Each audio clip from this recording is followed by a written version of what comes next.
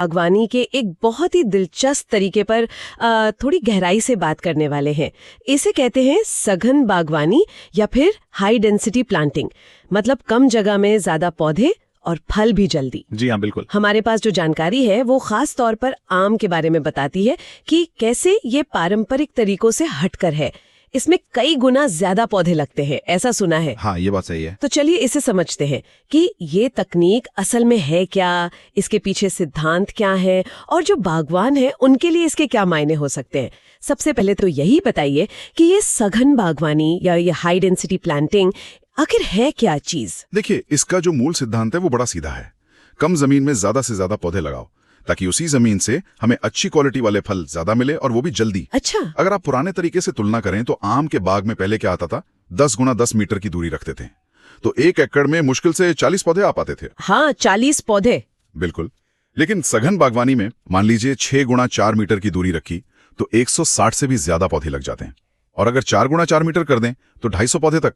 सोचिए जरा। अरे वाह, मतलब 4 से 6 गुना ज्यादा पौधे उसी 1 एकड़ में। तो इसका सबसे बड़ा फायदा क्या हुआ फिर? देखिए, सबसे बड़ा फायदा है समय का और उपज का।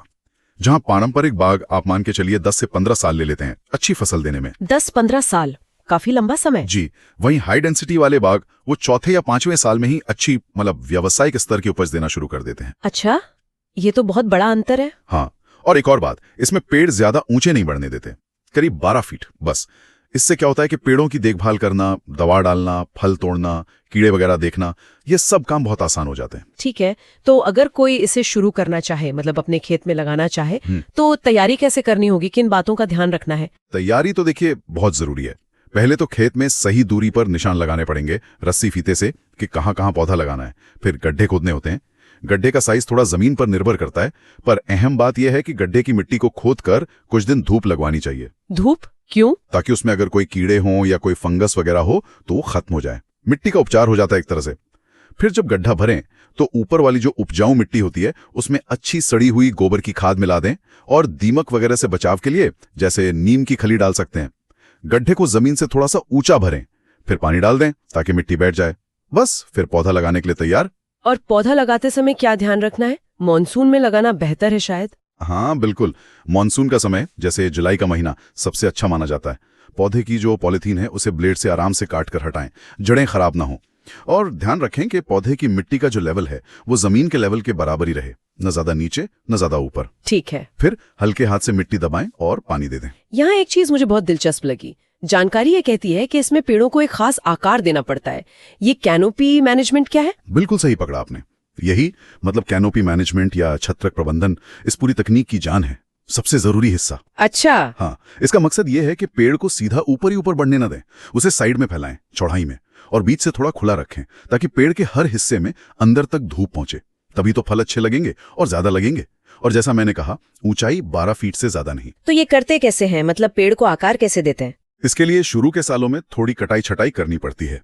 जैसे पहले साल जब पौधा लग गया तो दिसंबर के आसपास जमीन से कोई 2.5-3 फीट ऊपर मुख्य तने को काट देते हैं। काट देते हैं? हाँ, इससे क्या होता है कि नीचे से साइड में शाखाएं निकलती हैं। फिर उनमें से 3-4 अच्छी मजबूत शाखाएं चारों दिशाओं में चुन लेते हैं, बाकी हटा देते हैं। अच्छा। फिर अगले साल उन चुनी हुई शाखाओं को भी आगे से आधा काट देते हैं। फिर उन पर और नई शाखाएं निकलती हैं।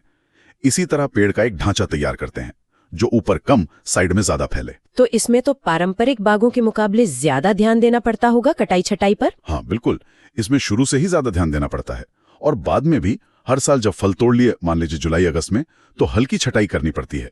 साइड की जो टहनियां हैं उनको थोड़ा थोड़ा काटते हैं, जिसे टिपिंग कहते हैं, ताकि पेड़ ज्यादा घने ना हो, आपस में मिले नहीं और हवा धूप के लिए जगह बनी रहे।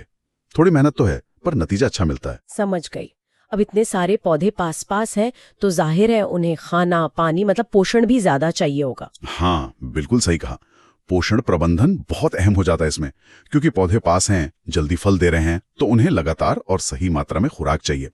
खाद देने का सही समय होता है, एक तो फल तोड़ने के फौरन बाद जब पौधे को ताकत चाहिए होती है दोबारा बढ़ने के लिए, और दूसरा फूल आने से कुछ समय पहले, जनवरी के आसपास। और क्या देते हैं खाद में? देखिए, शुरू में जैसे 1 साल का पौधा है तो अंदाजन 3-4 किलो गोबर की खाद, साथ में यूरिया, SSP यानी सिंगल सुपर फॉस्फेट और MOP यानी म्यूरेट ऑफ पोटैश, ये सब संतुलित मात्रा में। जैसे जैसे पेड़ बड़ा होता है खाद की मात्रा भी धीरे धीरे बढ़ानी पड़ती है। करीब 10 साल तक मात्रा बढ़ती है, फिर स्थिर हो जाती है। अच्छा। और हाँ, कुछ सालों बाद जिंक, कॉपर, बोरोन जैसे जो छोटे पोषक तत्व हैं, उनकी भी जरूरत पड़ती है। खाद हमेशा पेड़ के फैलाव के नीचे जमीन में मिलाकर देनी चाहिए। हमारे स्रोतों में कुछ और नई तकनीकों का भी जिक्र था, जैसे ड्रिप इरिगेशन। जी हाँ, ड्रिप सिंचाई मतलब टपक सिंचाई। ये तो बहुत ही फायदेमंद है सघन बागवानी के लिए।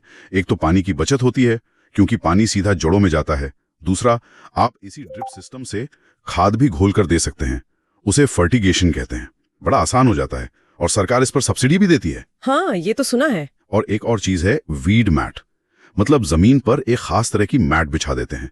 इससे खरपतवार नहीं उगते, पानी भी कम उड़ता है, नमी बनी रहती है। अच्छा। और कीड़ों वगैरह के लिए वो भी आसान हो जाता है क्योंकि पेड़ छोटे हैं तो आप आसानी से देख सकते हैं। जैसे आम में फल मक्खी लगती है तो उसके लिए वो मिथाइल यूजिनॉल ट्रैप आते हैं, उन्हें लगाना और चेक करना बहुत आसान हो जाता है। तो अगर हम संक्षेप में कहें तो सघन बागवानी का मतलब हुआ ज्यादा पौधे, सही तरीके से उनकी कटाई छटाई यानी कैनोपी मैनेजमेंट, अच्छा पोषण और ड्रिप जैसी नई तकनीकों का इस्तेमाल, और नतीजा कम समय में बेहतर और ज्यादा फल। बिल्कुल सही, यही है सघन बागवानी। ये बागवानी का एक ज्यादा मुनज्जम, ज्यादा वैज्ञानिक तरीका है। हाँ, इसमें ध्यान थोड़ा ज्यादा देना पड़ता है शुरू में, लेकिन कम जमीन से जल्दी और अच्छी आमदनी की संभावना रहती है। ये किसानों के लिए काफी आकर्षक हो सकता है। जाते जाते एक सवाल मन में आ रहा है। आज तो हमने खास तौर पर आम की बात की, लेकिन ये जो सिद्धांत हैं, पौधों का घनत्व बढ़ाना, उनकी कैनोपी को नियंत्रित करना, पानी और पोषण का सही प्रबंधन करना, क्या ये तरीके दूसरे फलों या शायद सब्जियों और फूलों की खेती में भी इसी तरह फायदेमंद हो सकते हैं? क्या वहां भी ये क्रांति ला सकते हैं? इस पर हमारे श्रोता जरूर सोच सकते हैं।